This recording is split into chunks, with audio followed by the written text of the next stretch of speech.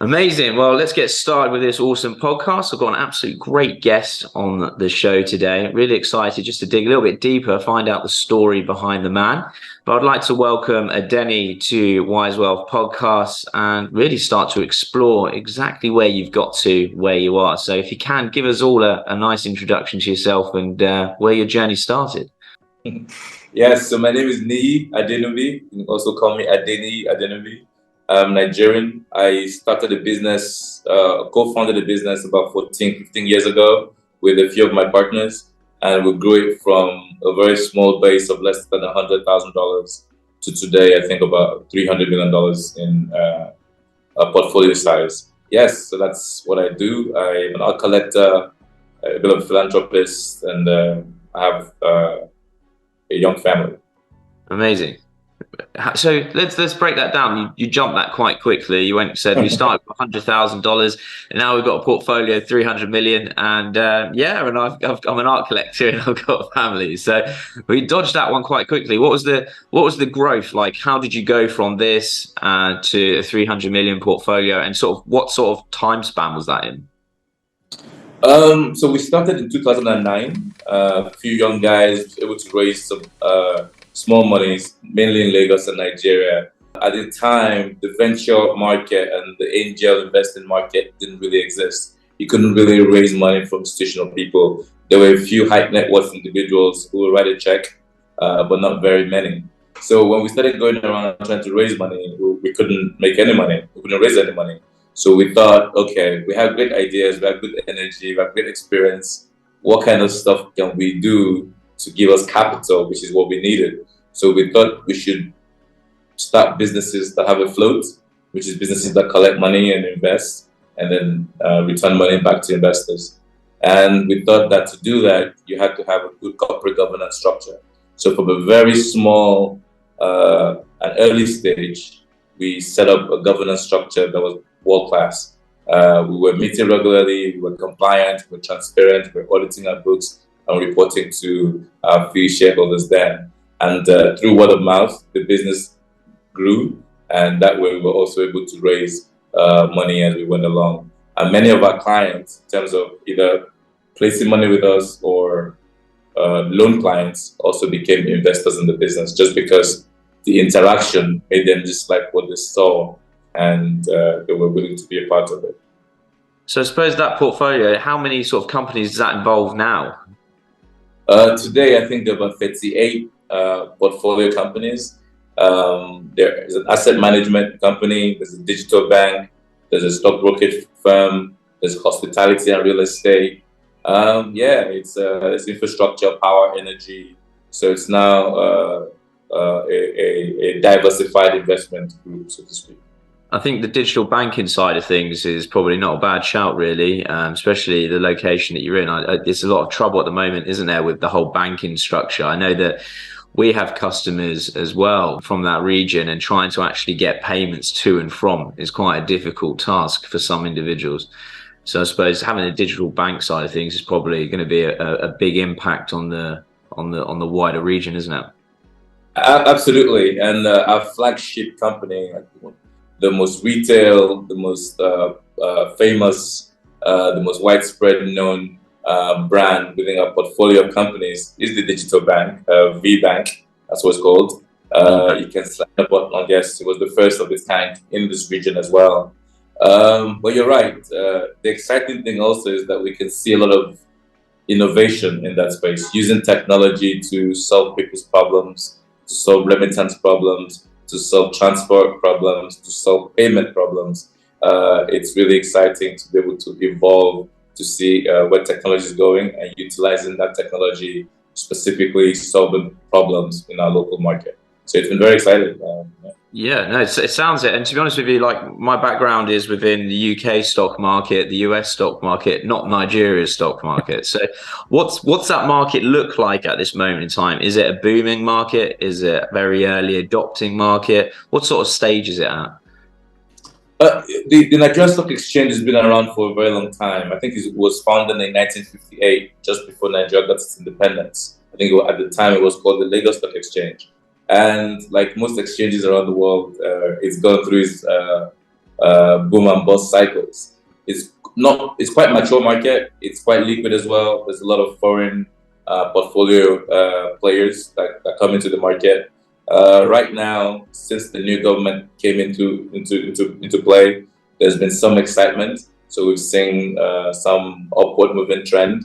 But I think that there are not enough young people that are involved in the market. And I think that is because some of the technology and approach is dated, and there needs to be some innovation in that space, just in the way that we saw in the banking space, just to make registration easier, to make buying and selling easier, and stuff like that. But we like the exchange business also, and just the importance of an exchange to a collective wealth creation for a country. So we're very keen on trying to make that accessible to as many people as possible to participate in the stock market. I think what you've done, what you've achieved, is no small task. I think it's amazing. Congratulations to yourself. From that 300 million that you've then gone and achieved, is that been from sort of portfolio growth within the business, within cash generating business, or is that 300 million in investors' money that's come into your business to then go and back these 58 companies? Correct. It's all of it. So some of it is retained earnings and retained profit over time. Some of it is assets that we're managing on behalf of people. A lot of it is the equity base for the company, and some of it is also leverage from banks. We're now a PLC. We're a listed company on the Nigerian Stock Exchange.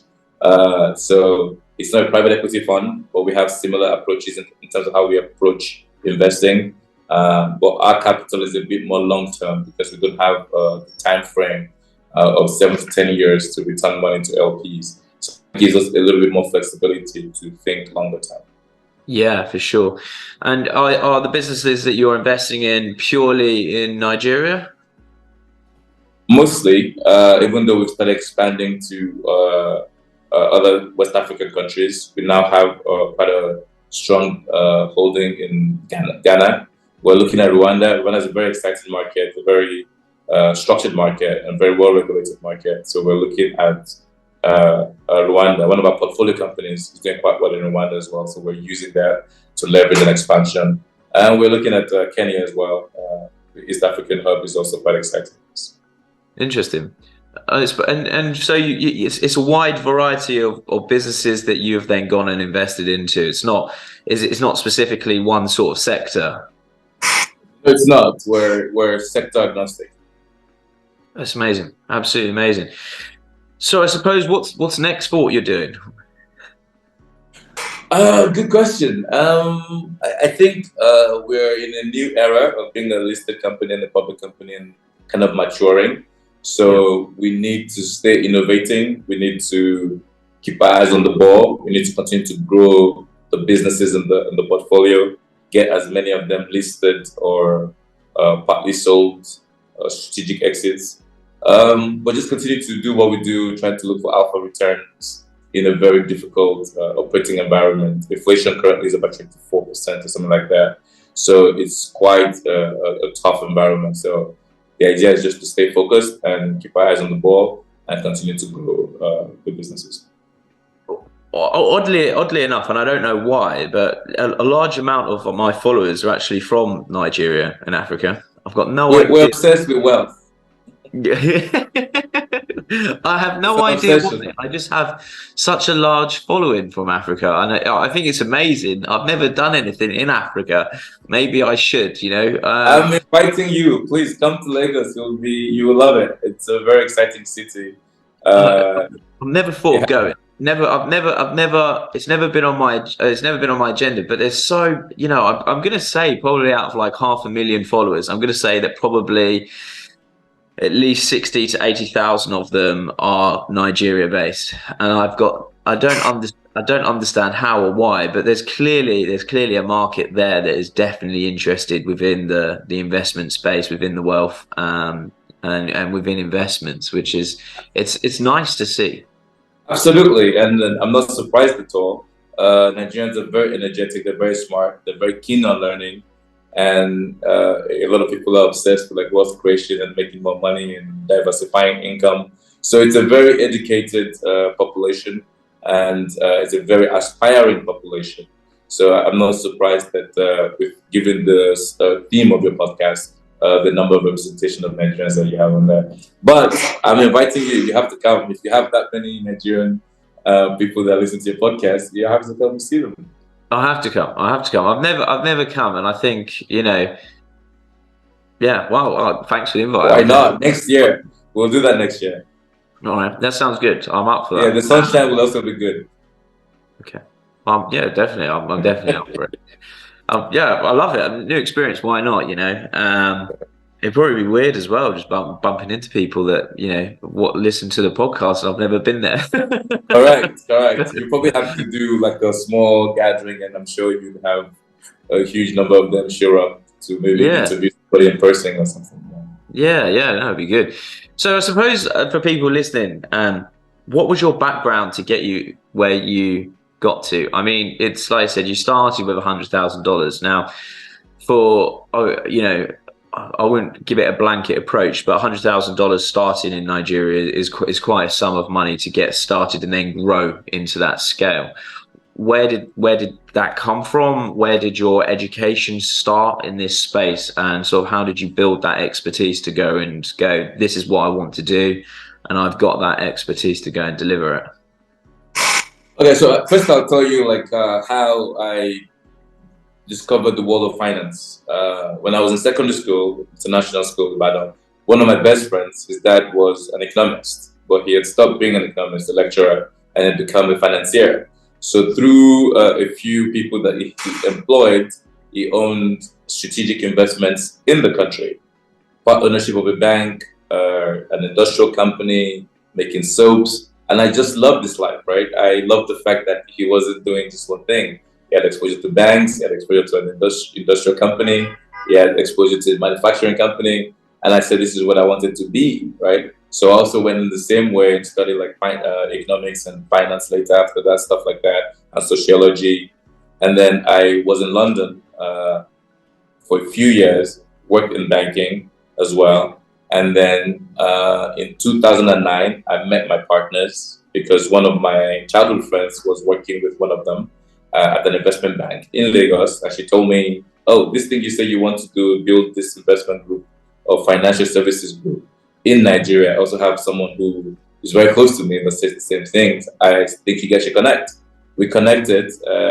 He had already also started the movement and had a few partners. His background was in audit, consulting. They worked at KPMG and some of the PwC. And then we came together and came up with a document to try to, raise more money. And that's how we started. So the bulk of that money was our contribution.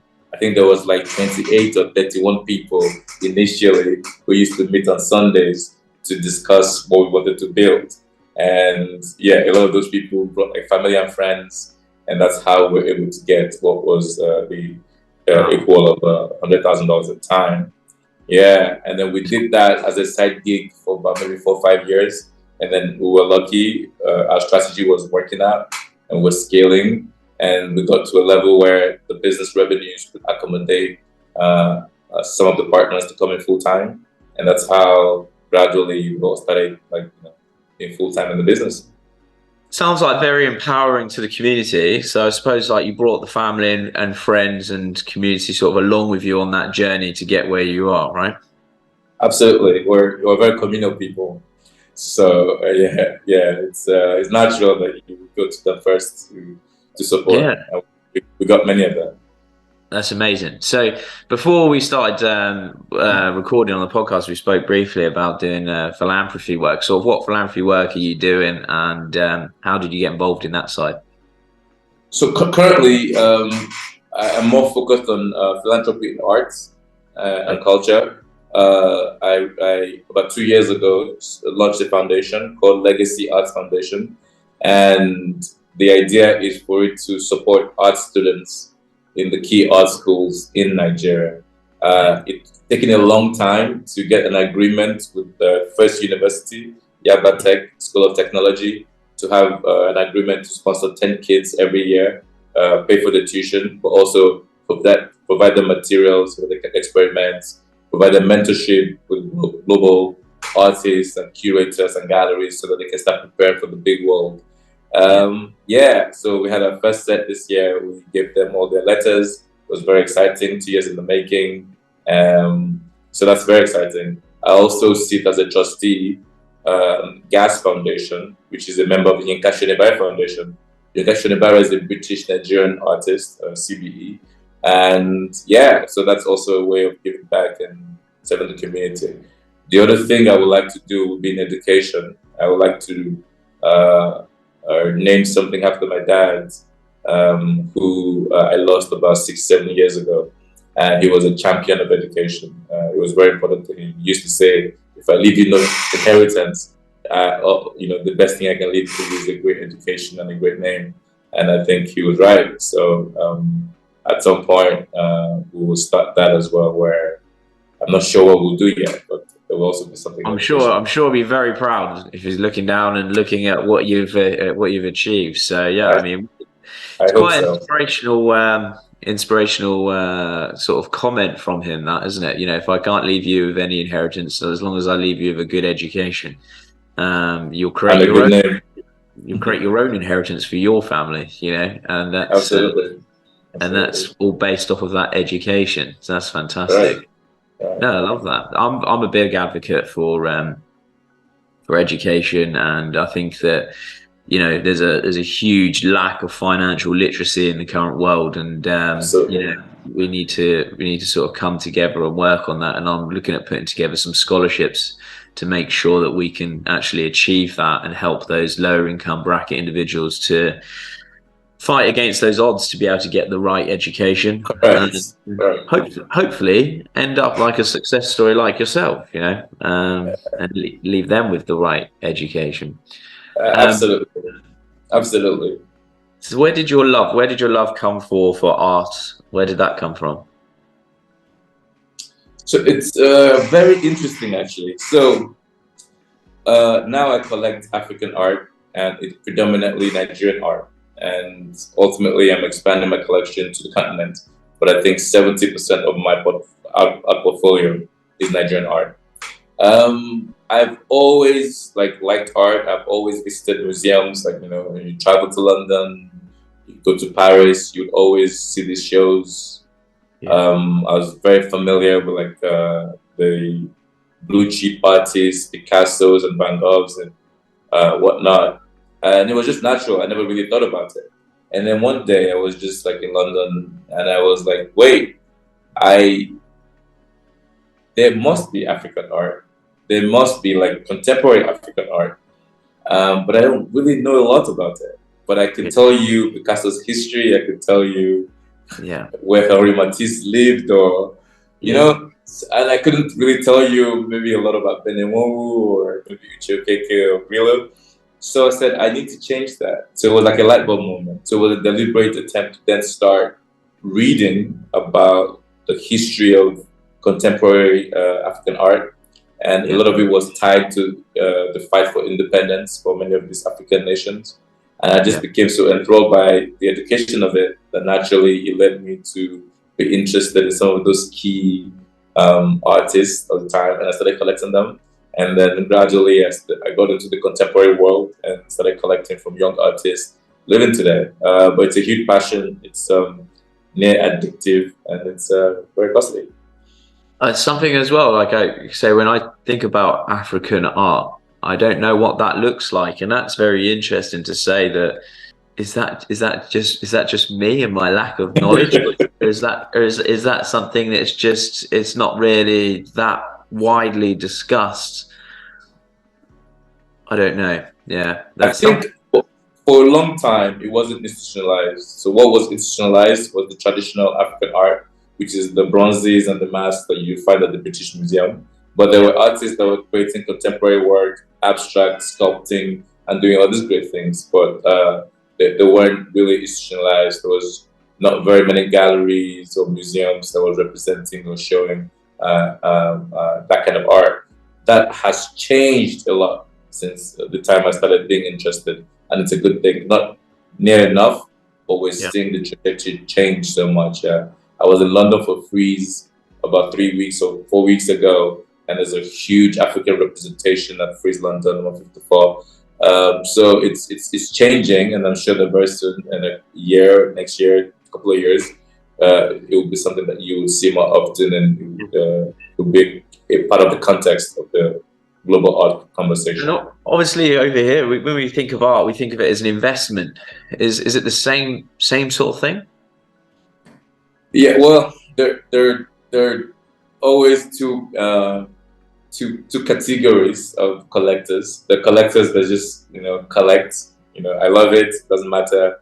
And then the collectors that collect and they wanted to keep value, not because they're chasing a financial gain, but they've just figured out that they're going to spend a whole lot of money over their lifetime collecting. And if you're going to do that, then you're better apply some same financial principles to what you're acquiring, because you want a worthy collection, not just in terms of financial, but also emotional and the story that it represents. But you need to be able to benchmark some value around it. So a lot of the auction houses, Christie's, Sotheby's, Bonhams, Phillips, are now selling contemporary African art. So that's also helped with the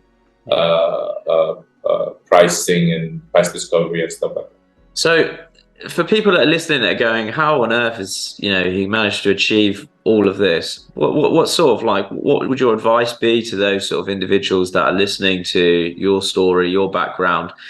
And I think coming from Nigeria, I think it's more credit for what you've achieved and the scale that you've achieved. So especially talking to the large audience of people from here that are from Africa that are listening to this, what sort of advice can you give those people that are aspiring and would love to follow in your footsteps? Yeah, great question and great point.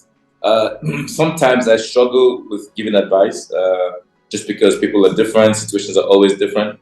But one of the best advice I ever heard or received was from Warren Buffett, and it's very generic, and it just says, invest in yourself. You should be the number one thing that you invest in. So before you start putting money in art or investment or in business, build yourself, build your skill set, build your discipline, build your ability to make good judgment, build your network. And then life has a way of having a snowball effect. It starts snowballing, this thing becomes this thing, and then it compounds and it becomes this thing. And before you know it, it's 30 years and you've built something really massive. And that's the way it is. It happened to me with my relationships. It's happened to me in business. It's happened to me in art collecting. Just learn, read, invest, start, let it snowball. Was your education purely from Africa, or did you study in London? Mostly in Africa. I went to university in Nigeria. Oh, you did? Okay, fine. And then you came and worked in banking over here? Correct, yes. What banks? What banks were you? Royal Bank of Scotland. I worked at Royal Bank of Scotland in the city.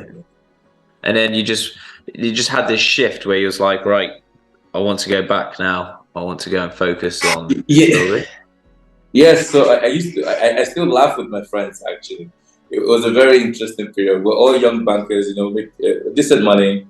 And at the time, the trend was to buy houses, your maybe second bonus and stuff like that. You get an apartment. And I thought to myself, I didn't want to do that because I thought, okay, house is a great investment, but you tie down my capital and then you also tie me down in terms of flexibility of moving or starting a business. So that time I took that capital and I started investing it, like my savings from working. And then I said I would work for maybe 5 years. And, I don't know how much I thought I was going to learn in 5 years. But I said I will learn everything I was able to learn, and then I will go and start. And it's funny because the Great Recession then started in 2008. Yeah. And this was at the prime of this, right? So I was like, well, this is as well a good a time to start because you're starting from the bottom, right?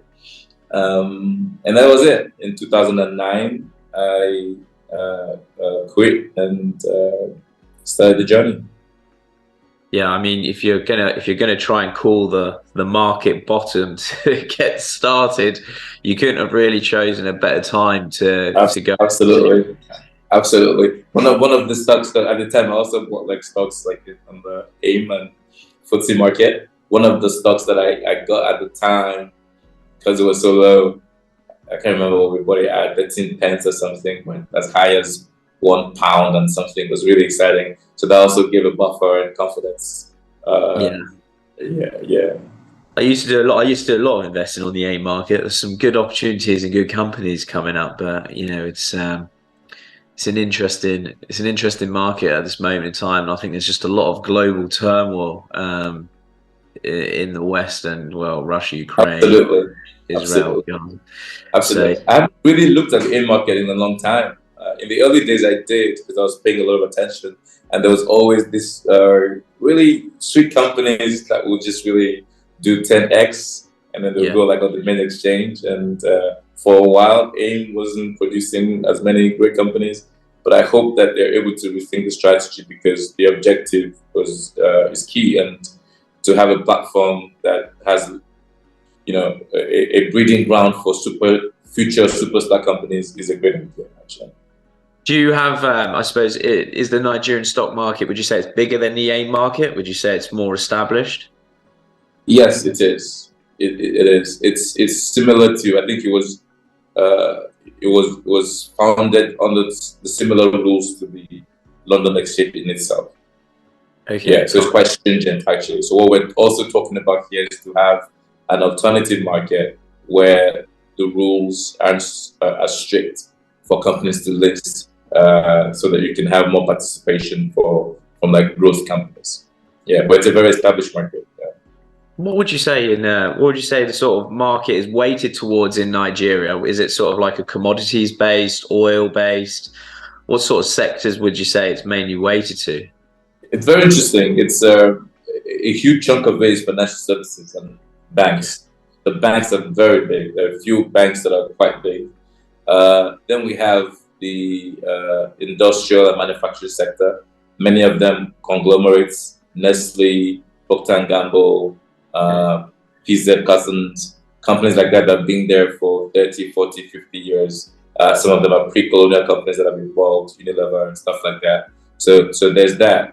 And then there's the like third bucket of like different types of companies, some tech payments, so insurance, yeah, stuff like that. But the big ones are the old conglomerates and the banks. Wonder what the I'm just having a quick look. Wonder what the Nigerian Stock Exchange like what the growth has been like. Like a year by year, has it been quite explosive growth, would you say, or not? Yeah, we've gone through different seasons actually. We've gone through great highs. Before the 2009 eight and 9 bust, it was growing exponentially. After that time, a lot of retail investors were pained, and a lot of them haven't come back into the market. But the younger people are now coming back into the market. We're seeing that we've had some foreign exchange type crisis as well, so that's reduced the number of foreign portfolio investors. Well, we had different cycles, but I think that this year has been a better performing year than probably the last couple of years. Because people are excited about the new government also. Well, it sounds super exciting, and for me, I love coming onto these podcasts and like hearing a different side of the story. Like I don't hear too much about the Nigerian stock markets and sort of how the investment space is going there, but it sounds very sort of like interesting, like worth exploring, worth digging deeper into the markets and having a look further into that space. Absolutely, absolutely. There's some real nice gems in Nigeria. There's many of the Nigerian businesses that are great are also private still, and I think they should be encouraged to list on the exchange so that they can create broader communal wealth. But even the companies that we have on the exchange today are quite excited to dip into. No, super exciting. Well, I think, do you know what? I think let's wrap it up here. I think absolutely amazing. I think we've left with some awesome pointers and some tips about your journey, what people can take away from this. Is there any sort of last sort of comments you want to say to everyone that's listening? Nothing newer than what I said. Invest in yourself. That gives confidence. Start, let it snowball, compound it, and then see what happens. Amazing. And so if anyone wants to follow your journey and find out more information directly about what you're doing, where can they follow you, or where can they watch your journey? So personally, they can follow me at Adeniyi Adenubi, Adeniyi.Adenubi on Instagram. It's also the same name on LinkedIn. And then the company is called VFD Group.